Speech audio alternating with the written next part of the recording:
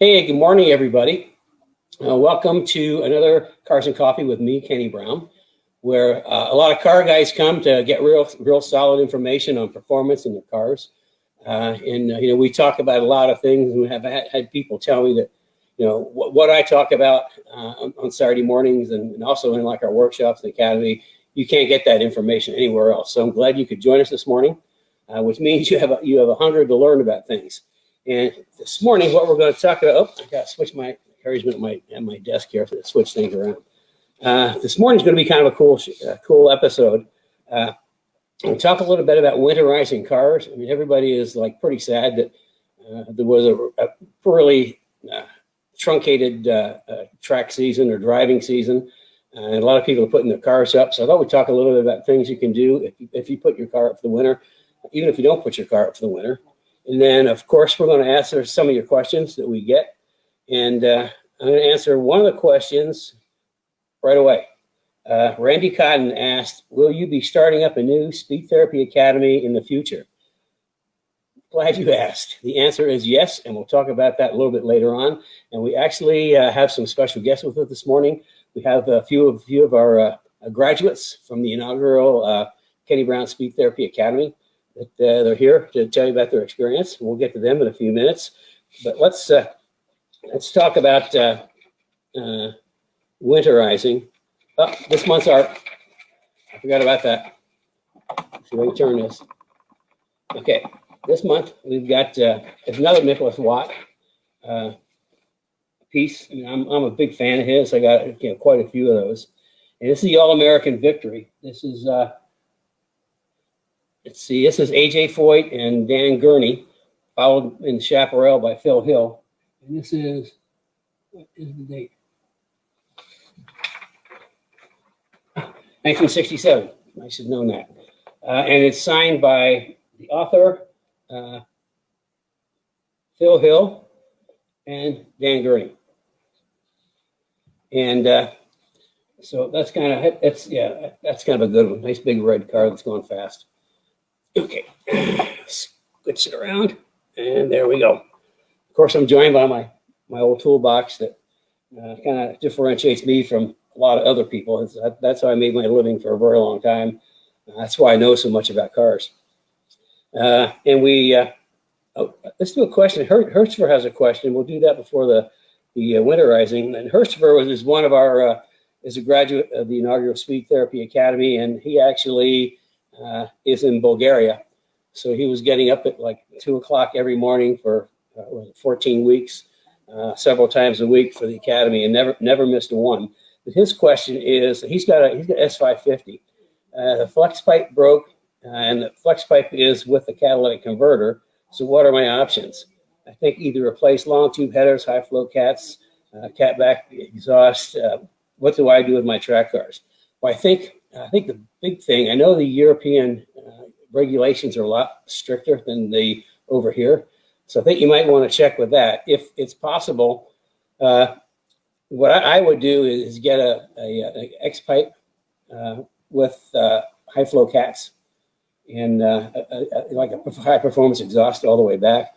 If you do that and don't do headers, then typically you don't have to do a retune on the car. So I mean, I'll have Rich check on Monday and see if that package is available. I know we've got them for other cars. I haven't looked for 550s yet, but I mean that would be my direction, is get an X pipe with high flow cats, so you can still pass emissions, but you reduce a lot of restriction. And if you put long tube headers on, you're going to make more power, but you're also going to need to do a retune on the car. So that's a couple of ways to look at it, but. Check your regulations. If you can change to high flow cats, I would do it. It's just a better option because you're on track and you're pushing a lot of exhaust through the cats, and the high flow cats are going to be much better for you in your application. So, okay, there's the questions out of the way, one more. Dino wants to know, do I prefer a staggered or a square setup? Now, what he's talking about is tires. Square setup would be all same tires on all four wheels. Staggered would be different tires on all four wheels. And the answer is both. Okay, for like street performance cars that don't have buckets of power, I really like a square setup, and to me that's 19 by 10 inch wheels in all four corners and 285/35 19s for tires. That's a really nice setup for a Mustang. Plus, if it's square, you can rotate tires if you want. If for like Coyote cars, when we get them set up for track, we'll run a little more tire in the back. I'll run like a 290, either 285/35. I'll put first a 1910 on the front, 1911 on the back, and either a 285/35 or 295/30 on the front, and then on the back run a 305/30, and that's pretty good. When we do that, though, on track cars, I'll increase the spring rate a little bit in the back, just to help balance the car out. So yeah, I do both stagger and square, and just depends on the application. And we've been doing square on, like, S95 for years with 285s. 285/35. 285/35, we call it. It's a taller tire, and in my opinion, Mustangs like tall tires. Okay, let's get into winterizing. It's like sad when the season comes to an end, and for people that are putting their cars up for the winter. I know people with Mustangs in northern climates can't drive in the winter, so they store them. I mean, there's a number of things you can do. Exactly what you do is kind of up to you. But things you can think about. Some people like to put the car on jack stands so that it's off the tires. That's fine. If it sits on the ground on the tire, some people say, "Oh, that's bad because the tires get flat." Well, they don't get flat; they just kind of get squished on one side from sitting. But when you start driving again, so they get some heat into them, they get round. So I mean, it's not a huge deal, but there's nothing wrong with putting a car up on jack stands. And also, here's some things that I do. I would make sure the gas tank is full. If you're putting the car up in winter, make sure the gas tank is full with some fuel stabilizer in it. The reason for that, you don't want moisture to build up in the gas tank over the winter, which will, if it's almost empty, that will happen. And then also change your oil, put fresh oil in it.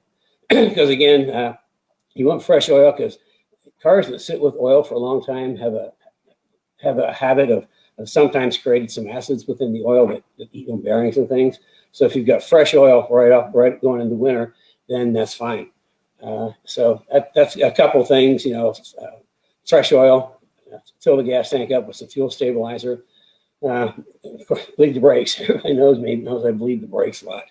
Keep some fresh fluid in there again, so you don't have the opportunity for moisture to get into that, because that's kind of like your big enemy over the winter is moisture. And of course, if it's in a garage outside unheated, you want to make sure you've got enough antifreeze in the car to make it through the winter. And if it's a track car, you put antifreeze in the springtime, just drain that all out and put water back in, because water is a much better conductor of heat.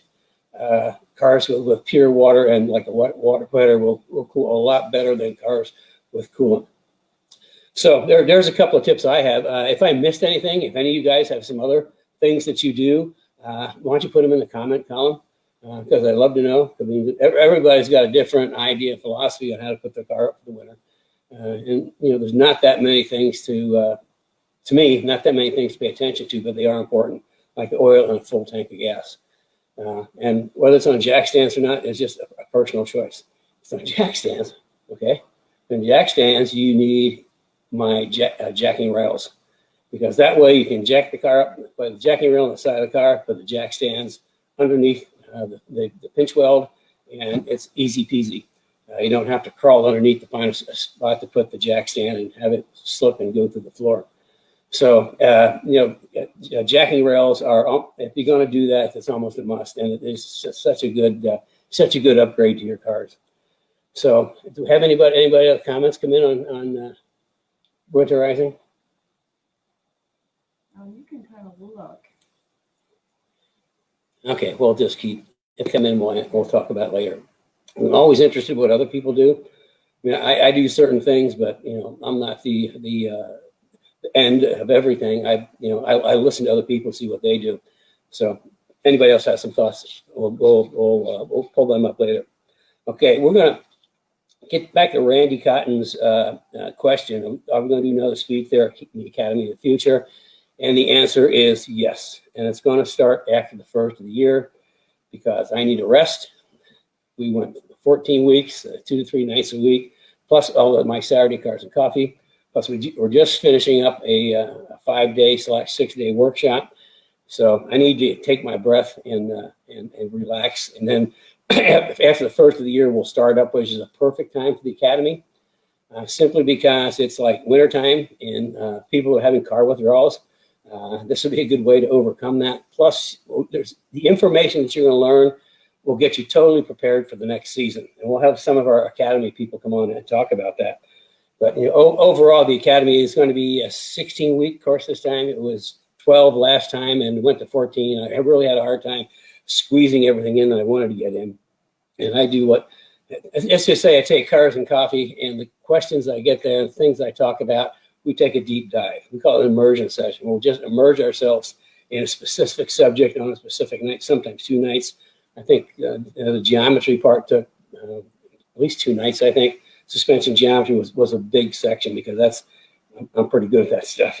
And our guys got to learn things about geometry that nobody else learns. But that's, that's a couple more things before we bring them on, is we get, I got my Speed Therapy Academy shirt on. When you register, you get a Speed Therapy Academy shirt, and you get your Speed Therapy Academy notebook that has sections in there that you can use however you want to download everything we do. All the classes are on PowerPoint, and those live in the resource section so people can download them, 3-hole punch them and stick them in the folder at the end. You get a nice little, let's see, this is Tim's. I picked Tim's because he was on top. The guys are out there. They're going out this week. We're supposed to mail these out earlier, but with the workshop going on this week, we've just gone crazy. So they will be mailed out next week. So if you're looking for yours, it's not in the mail yet, but it will be. Checks in the mail. So that's just a couple things, but I kind of share things that you're not going to find anywhere else. And we go through the car from the front to the back, all the different components, and then we get to the end, we talk about tuning, adjustments, troubleshooting, and then we have people send in their driving videos, and we all look at driving videos and I critique them, and we talk about that. So, I try to share with people as much as I can, because I've got buckets of experience, over 40 years, a lot of that in professional motorsports. In fact, I forgot to say last week, I forgot to say that was in the Academy last Thursday night. I forgot to tell people in the Academy what shirt I had on that Thursday night, and that was from the workshop. In the workshop, I'm sorry, in the workshop Thursday night. I forgot to tell people what shirt I had on. That was from the 2015 World Challenge season. So with that, I think let's see how our marvelous technology works, and we will bring some of our people on today. Hey, Tim. We've got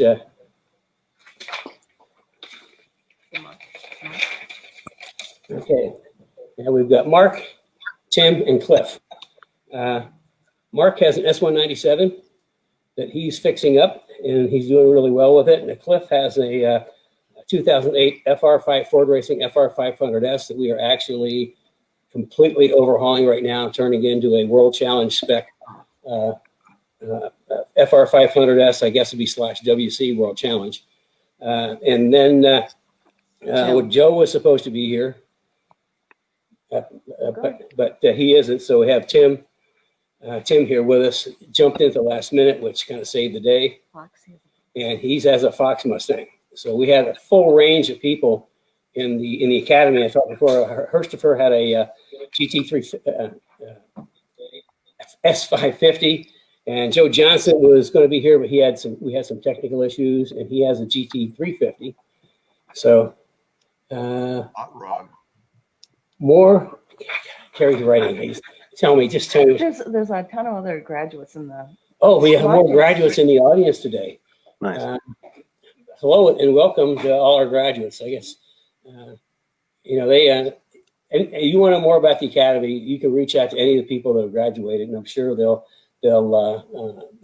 answer any questions that you want and they'll tell you what they think.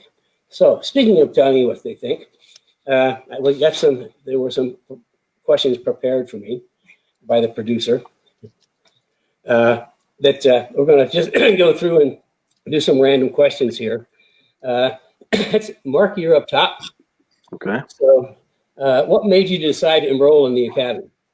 For me, I'm not really a stranger to driving at speed, but I didn't really understand what it took to make a car faster, like the theory, I guess, behind it.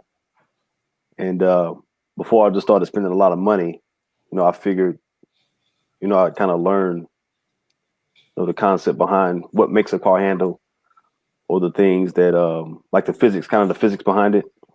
And that's why I signed up. I just wanted to kind of understand what I was doing. And not only that, when I make changes to the car, why is it doing that?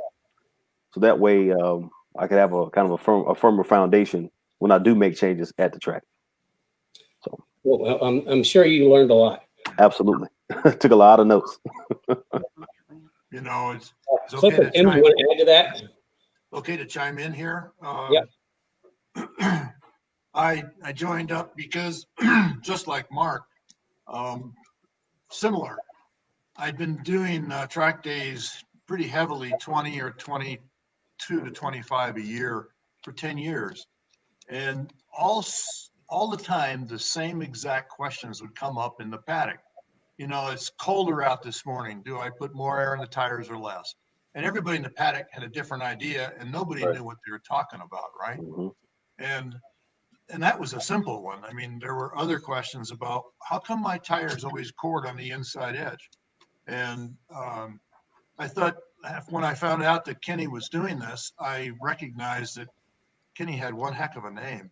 And I thought, this guy probably knows what he's talking about. Yeah. And it would be nice to hear from somebody who knows Mm-hmm. what I should be looking at and what's causing things.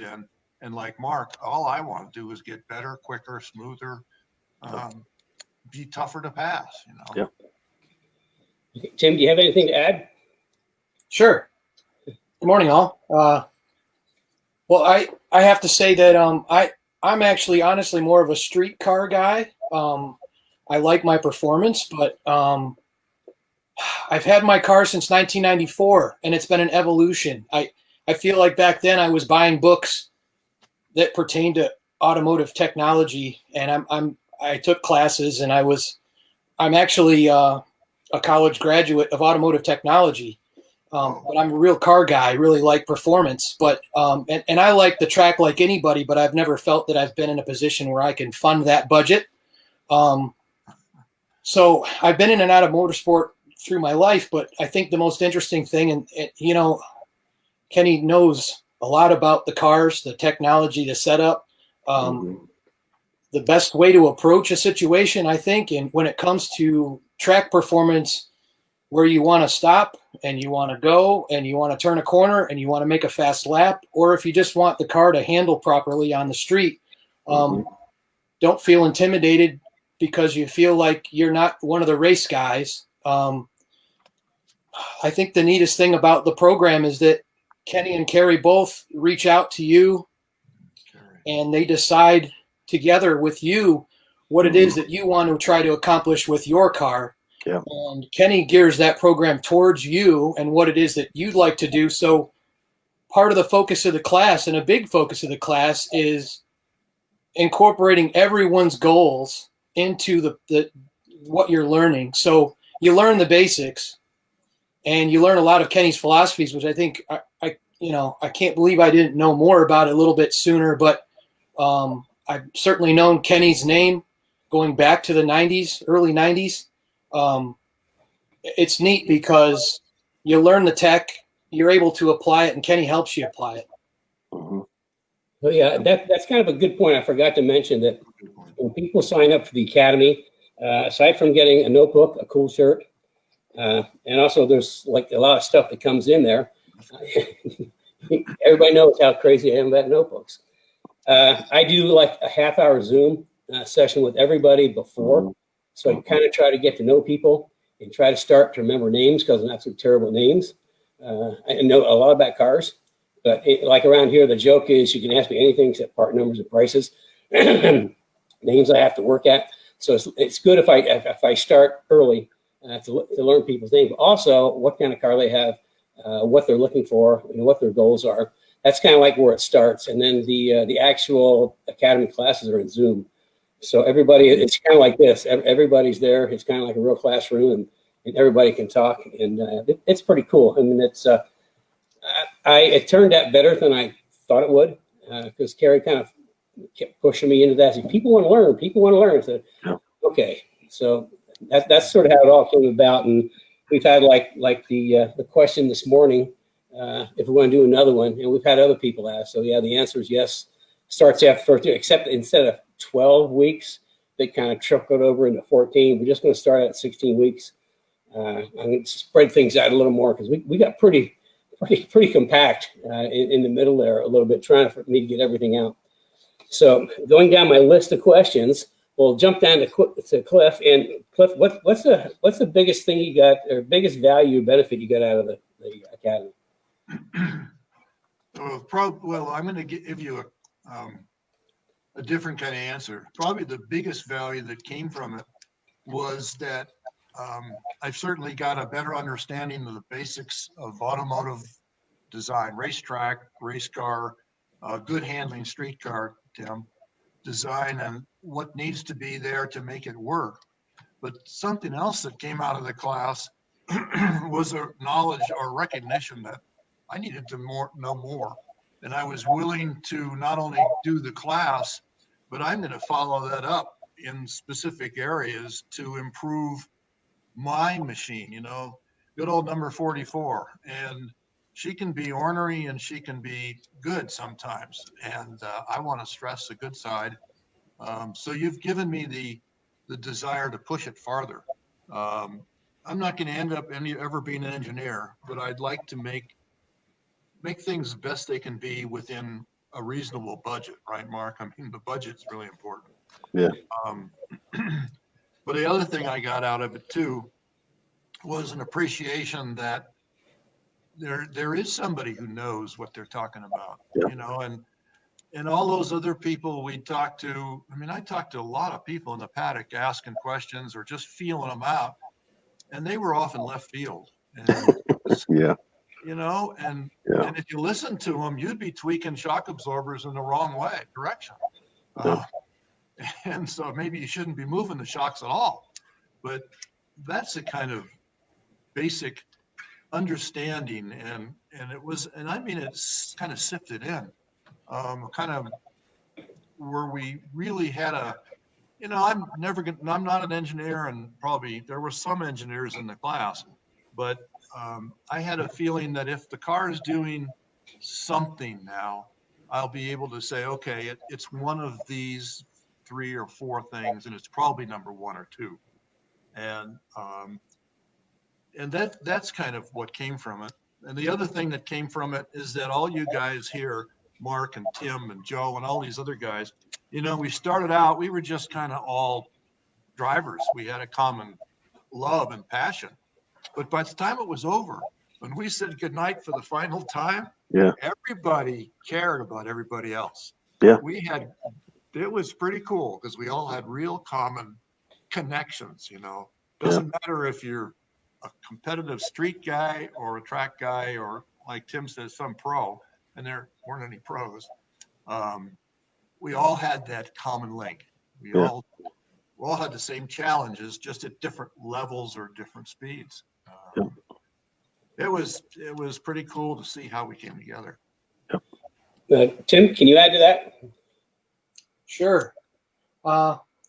Biggest benefit. Well, I'd say there are many multiples of benefits. I like the fact that, I guess I was saying my car has been an evolution, and I thought for a long time I had it pretty well figured out until this craze of people converting front suspensions to coilover tech with tubular K-arms. There's so much product out there. There's so much information. And my car being an older Fox body, which is an 86, already had a lot of 93 technology and parts and advanced braking systems. But when I started to make that move several years ago, I ran into a lot of problems and I didn't have a lot of help. And although the car's been drivable 90% of the time since I did that conversion, I didn't know enough, and I couldn't find enough information that was good enough to get me on the right track. I feel like I started to get to that point, but there's a lot of information out there. And I think I said that I liked books and magazines back in the 90s and into the 2000s. That's when kind of that stuff started to go away. And now everything is online. Mm-hmm. Kids today don't want to read books. I'm sorry, that's just the way it is. They go on the forums and everybody's exchanging information. And I've been a part of some of those forums, but when someone asks a simple question, be it simple, I just mean one question, and you get 75 answers, and they're all a little different. I mean, try to figure that out on a budget. And then they're looking for budget parts. The problem is there's too much, and it's not a lot of it's not very good. Yeah. And like I said, I felt like I was going in the right direction. But once I really started to listen and understand Kenny and understand, folks, that if you're a car person, I know a lot of what his experience is geared towards Mustangs, but you can apply a lot of this technology towards any vehicle that you want performance out of.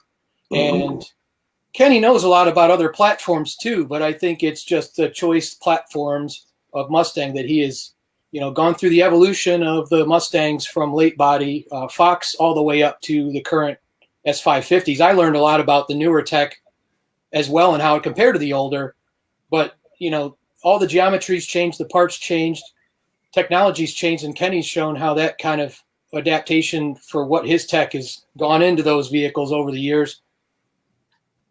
I just feel like I'm in the right place. I've been in the right place since day one of the class and the Cars and Coffees before that. And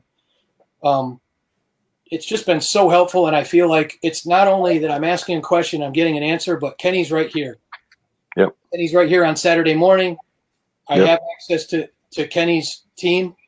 When I'm ready, I'm just in a spot right now where I'm not, but when I'm ready to apply everything, I feel like I have the support that I need to do it right the first time and if I get something and it's not right, I've got help, and I don't have to go out into the interwebs and search through the garbage piles of information that is credited to what? Thank you, Kenny. I'm going to cut off there, right there.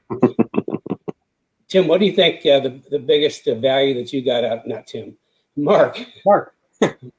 Mark, what's the biggest value? I'm looking at Mark. I think the biggest thing I got was I call it the University of Google. It can be like you said, it can be too much information, and most of the information isn't good.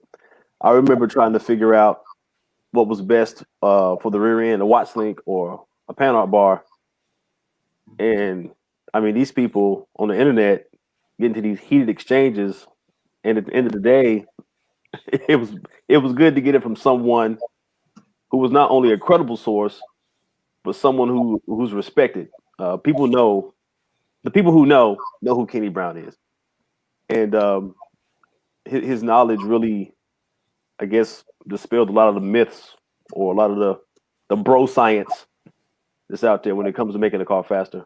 And that was for sure the biggest thing I got from it. Just an honest, credible source. And he wasn't trying to sell a product necessarily. I mean, you're in business to make money, but it wasn't his objective. He was really trying to educate us to make our driving experience better. And I think we all appreciated that. Well, thanks. All these guys brought up kind of something I always talk about is like, typically the two worst places to get information is the internet and the paddock. Because people will talk about, they might know something that's this big, and they think that's the gospel. They heard it from their buddy who heard it from his uncle, and they just don't know, and they have conviction because that's what they think, and it's more times than not, it's not really good information. So that's one of the reasons I started Cars and Coffee, and why it developed into the workshops, and now it's developed into the academy. Is I got a lot up here, a lot of years and a lot of experience, a lot of mistakes. And, if I can help somebody not make a mistake that's going to cost them something, based on my experience, that's a good thing. We actually had somebody in the, I think the workshop this week, after I talked about brakes, sent in a comment that said, thanked me because he had installed his rotors wrong on his car, and he was going right back out and install them the right way. So, I mean, that's the kind of thing that I'm looking for, is to help people. And Carrie is writing a note, which means I'm in trouble or I forgot something. Ask him about the. You see the She camera going? kicked the lights again. Okay. Oh, the master class, Ask yeah. them about the master class. What they thought of that. Yeah, one of the things that I incorporate is I've got a lot of friends in the industry, a lot of experts, and we through the master classes we would bring in one of my expert friends, and they would talk for maybe 20 minutes, a half hour on their area of expertise, and then we just open it up to questions. You know, it's like it's an open format where all our guys could ask questions, and that seemed to be pretty popular. Cliff, what did you think about the master classes? Oh, I thought it was awesome. Like I said, I'm approaching 200 track days, and probably get to that this year. And so I've been exposed to a lot of supposed experts and supposed great drivers. But I think most of us are pretty similar. Just like Mark said, I never really ran into anybody who really knew what they were talking about. And the master class, you had somebody in there on tires, and we talked about not only construction, but why they worked and what direction you might want to think about going for your own purposes, what your use of the tires are. We had somebody talk about wheels, and we got down to the specifics. Everybody talks about wheel sizes and the manufacturer and what they're made out of, but we actually were talking, and someone asked the question, well, where do I look on a wheel to see where it's going to fail? And how long do I keep a wheel? I mean, do you keep a wheel for 20 years? I'm not so sure. Depends on what you hit, I guess. But we talked about data acquisition. And again, we didn't talk about the things you could purchase to get more and more and more. But we talked about, in the other way, we talked about what minimally do you need in data acquisition to help you and not get lost in the weeds. And I, for one, I know I've got the AIM system on my car, and boy, if you pull all that stuff up, pretty soon you're focused on minutia instead of on, well, what was my speed from this point of the corner to that point of the corner? I mean, there were basic things in data. So the data was great to have a master in there. And we talked about tuning the car. You want to tune for absolute maximum horsepower? What are you doing with the car? And that was a cool thing. I'll revert back to where we started, Kenny. When you started the academy, you started on just like you do on Saturday mornings. What's your goal and what's your budget? And everything has got to be focused. I mean, it's great to dream, but some of those dreams might never happen. So what you've got, make the best you can. And that's where you pushed us and what we were headed towards.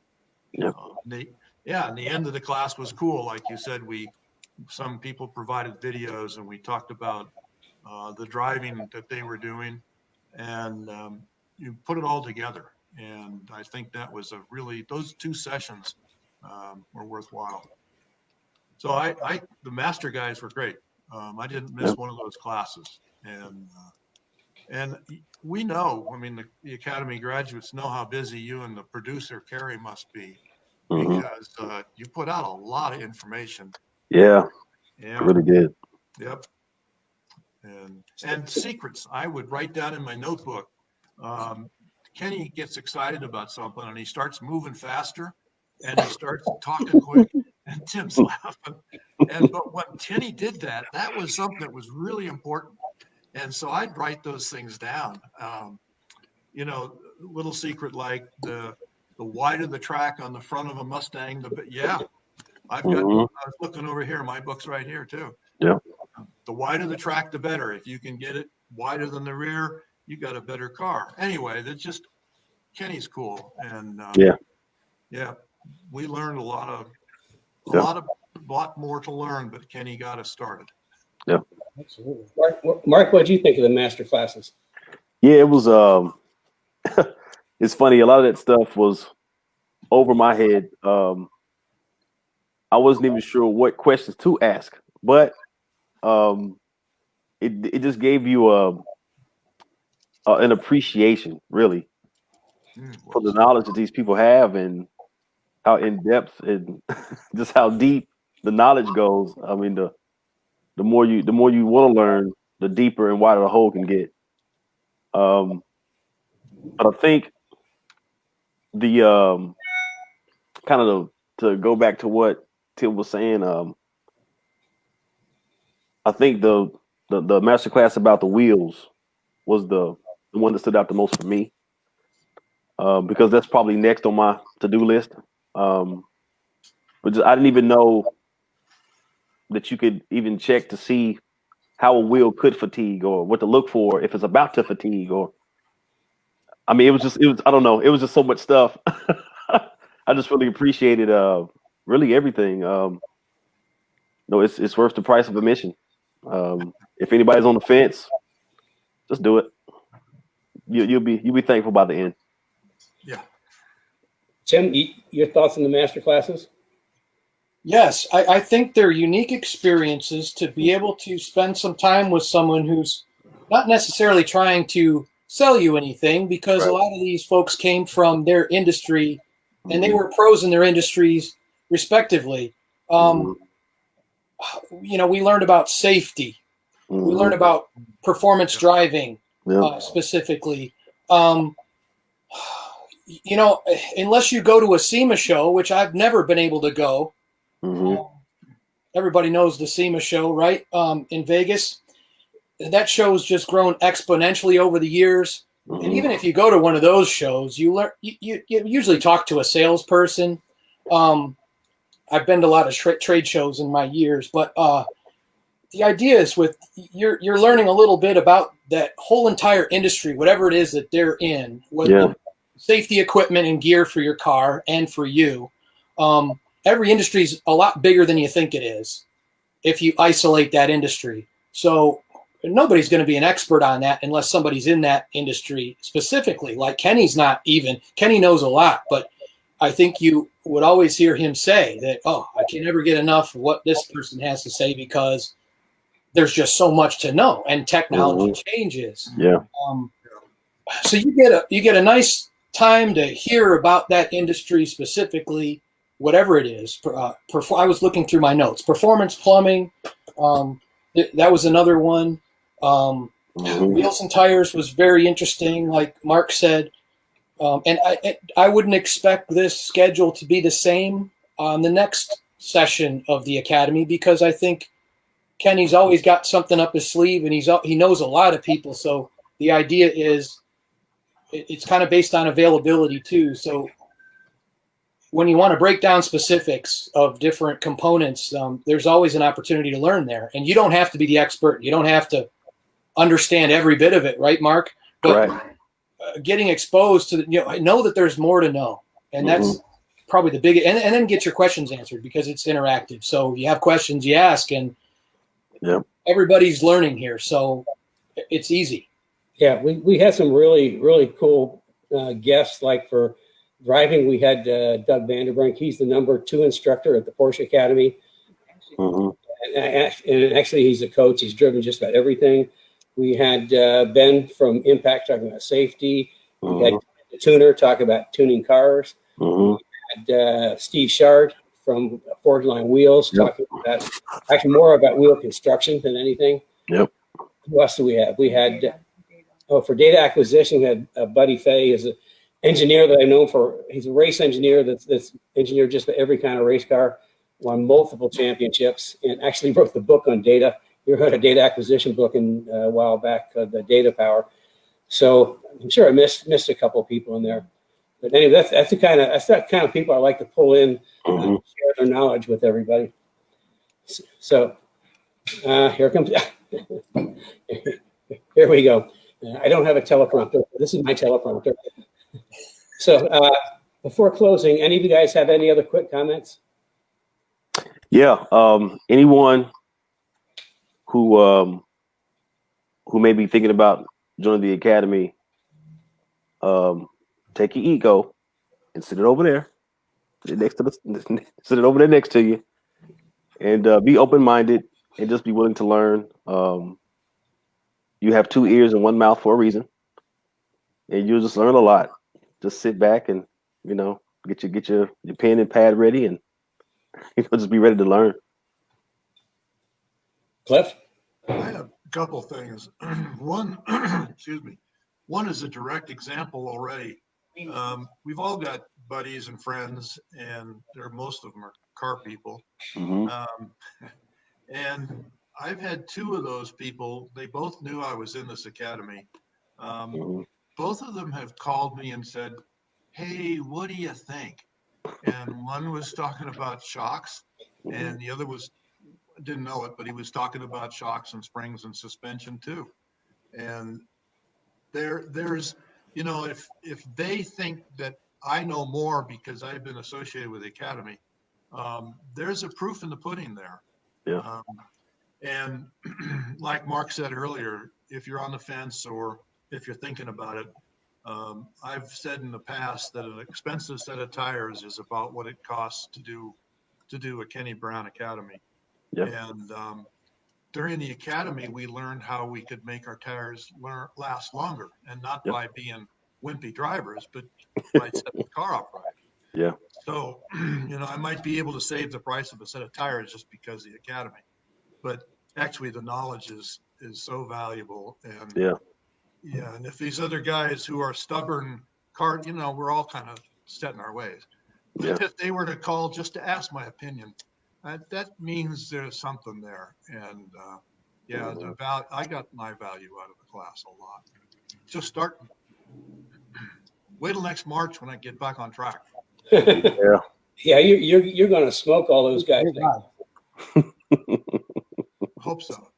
So, Tim, any closing comments?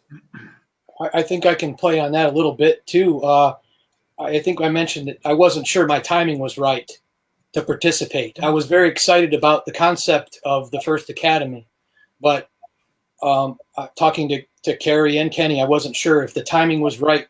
The timing was right for me to focus. The timing was right for me to spend the admission to see. I was very curious, but I was really glad that I took the leap because I think we can all agree that we all enjoy our cars, and those cars cost a little bit of money. Whether you're paying for it or you're trying to make some updates, and that update is going to cost money.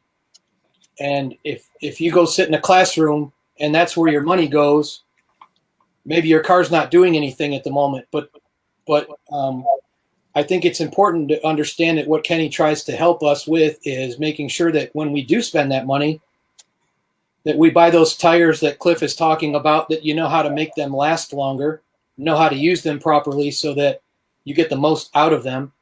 You don't want to buy the wrong parts and then realize once they're on the car down the road that you probably should have gone a different direction. And it's not that Kenny's going to tell you what you should do or what you need to do, but he's going to help you understand enough to make your own decision about your choices. He's not here to tell you what your car needs. He's here to help you understand your car so you can figure out what it needs. And when you don't know enough yourself, that you can ask a question and you can ask and you'll get a good answer. So I think it's better to sit back and learn maybe what your next move is, and understand that you need to set some goals if you haven't already, and make a careful decision before you start spending more money on things that may not fix your problems. They may create more. I can vouch for that. And so if you're questioning it, at least get a consult. Yep, that's a good point. I do quite a few of the 15-minute free consults every week, just because people need real information. I mean, there's so much misinformation out there, and I'm happy to do it.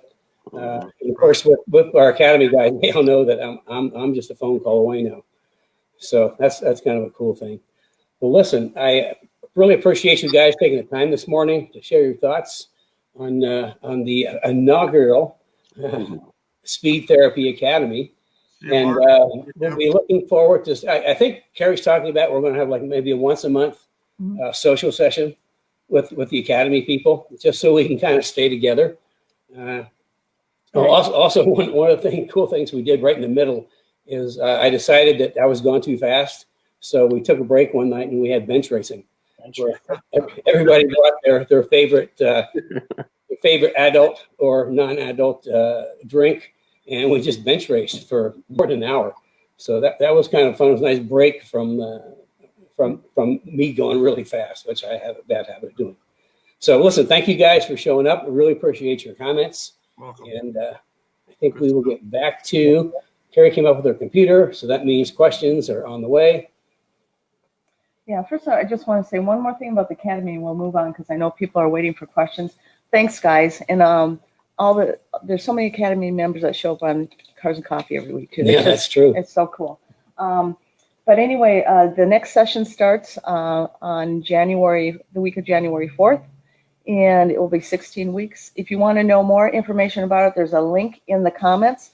We'll also be posting things in the Speed Therapy Society group about the Academy as well.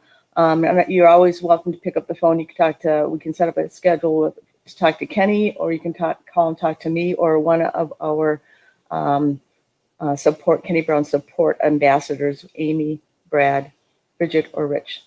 So anyway, that's all I'm going to say, but it's well worth the price of admission and the time that you have to take to go through it. Yeah, I can say it was a lot of work for me. It was way more work than I thought, but I know it's I just couldn't skimp. I just had to try to get out as much as I could. So okay, let's hear some questions. Okay, so questions. We have Chris Perigo, who is actually Steve Flattery's friend. Oh, not Flattery. Jim Flattery. No, Steve Foley. Steve Foley's friend. Sorry. He says, is it better for a track car? Let's see. He's asking about X-pipe. Is the X-pipe better for a track car? He's understanding that it flows better. Yeah, I mean there's two schools of thought / theory. On one is for an H pipe, and the other is for an X pipe. For years, I've been using X pipes. I think they work really well. They also help take like maybe a couple of dBs out of the sound level. On H pipes, and there's another group of people that prefer H pipes. The thing about an H pipe is if you're putting one on yourself, run your car pretty hard without an H pipe, and you get under it, and what you're going to find is somewhere on the exhaust pipes there's going to be some blue spots. Wherever those blue spots are, that's where you want to put your H pipe. But I mean, both are good. I like the X pipes. I've been using them forever. So yeah, I mean, I like X pipes. Okay, so Wendy, she has a question later on, but there's a noise in her engine. She's going to ask you to diagnose, I think. So it looks like she has a winter project pulling the engine. Bob Jones, this is related to what you do to winterize your car. He recommended you might want to consider something to keep the varmints out of the engine compartment and chewing on things, or just generally making a mess. Oh, that's a good point. Mm-hmm. That's a real good point. Yeah, because we have seen people that they'll put their car up for the winter and they come back in the spring and here's mouse nest in the seat or mouse nest in the engine compartment or even raccoons. Critter protection. I think that's a good one. Mm-hmm. And Clint Welker, we spoke about this I think last week as far as tie downs on your car. He said he needs a jacking rail made to be used with the FO tie downs. So I think he has an idea of how to put tie downs around the jacking rail or something. Clint, if you want to, why don't you give us a call in and give us a little more information on that. And then we have, regarding winterizing, I have a question. Is it okay to start the car every 2 weeks at least? It's not suggested in the manual. What do you? There's nothing wrong with that. If you do, you want to get it up to full operating temperature and let it run at full operating temperature for a while. I mean, just starting it up for a little bit and shutting it off If you don't get to operating temperature, your cylinder is going to start plugging up in your plugs. So if you do that, I mean, there's nothing wrong with it. A lot of people do. It keeps your battery fresh. Oh, battery thing. Yeah, I see you were. You can get those little trickle chargers, the battery minders. That's something you do. Unhook your battery, put one of the little battery minders on there, so the battery stays fresh over the winter. But yeah, I'd start it up and just let it get all the way up to operating temperature and let it run at operating temperature. Before you turn it off, I'd hold it at a pretty fast idle for a minute or so, and then let it come back down to idle, and then shut it off. Okay, and Steve Smith, regarding Winterizing Your Car, he says, my car will be on jack stands so I can install some Kenny Brown products. You go, guy. That's what I like to hear. And Leroy says, overinflated tires for winter while sitting. What are your thoughts on that? I never thought about it, but I don't see where that would be a bad thing, because tires have a tendency, depending on the tire construction, because all tires are different. But some tires have a tendency that when they sit for long periods of time, they kind of get flat on the bottom. And that's when you pull it out and start driving, you hear this thump, thump, thump, thump, thump. But typically after they get warmed up, that'll go away. Overinflating them, that might be a good idea. I mean, I never thought of that, but I see nothing wrong with that. Okay, and Steve Smith is asking, Rich, are you the guy to talk to in ordering parts? Yes, Steve, Rich is one of our main people ordering products, so feel free to give him a phone call if you have questions. If there's anything our text can't answer, they will get Kenny involved, so you always get a correct answer. Okay, here is, this gentleman just says he used to use a no-code Genius battery charger in cycle mode. When I start it, it fires up right away. There you go. That's a good tip. Yep. And I can't see his name, so it says Facebook user. Well, thank you for the information anyway. Wendy, here she goes. I was putting antifreeze in, and when I revved up her car a little, she got a double knock sound when throttle closed. I'm thinking wrist pins, but Engine Shop says pull valve covers, check followers, lash adjusters, and cam phasers. Yeah, I mean, it's really hard for me to diagnose sounds and problems remotely. But somebody recommended, based on your description, to check the cams and followers. That's easy. That's easier than pulling the engine apart. I mean, that would be a good place to start. A lot of times,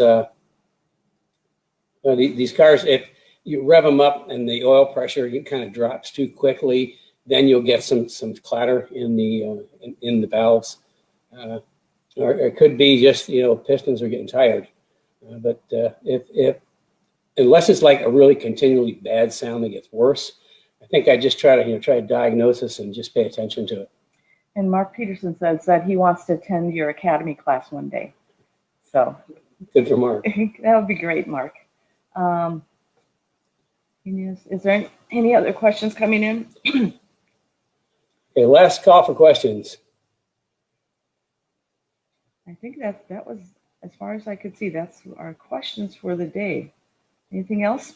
Well, cool. We're going to actually wrap up early for a change, which is okay with me, because I've been going like crazy for more than, how many weeks? Yeah. There's a lot of weeks. And if we still have our academy members here, as well, so if you want to shoot them a question, they're here.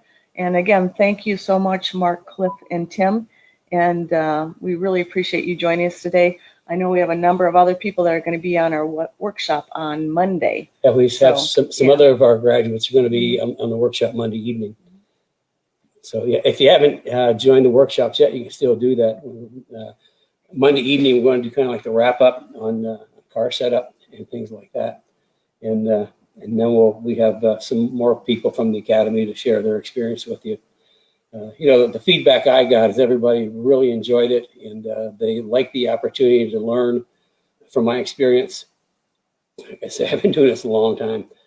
And Mustangs right now seem to be, what my main focus, but my background is before Mustangs, a lot of European sports cars.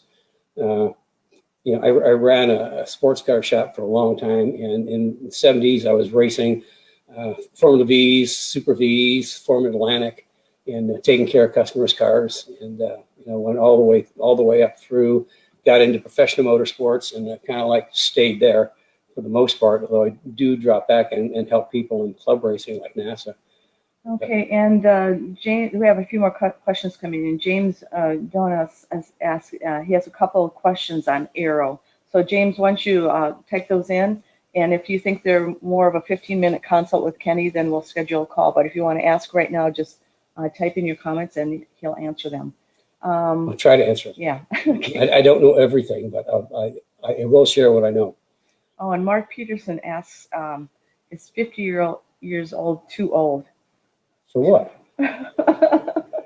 So for racing, for driving, for taking the academy, I'm not quite sure what he means. No, by that, I just talked to somebody just this week in a 15-minute consult he's just kind of starting out at 50 and with a GT350, and he's just loving it.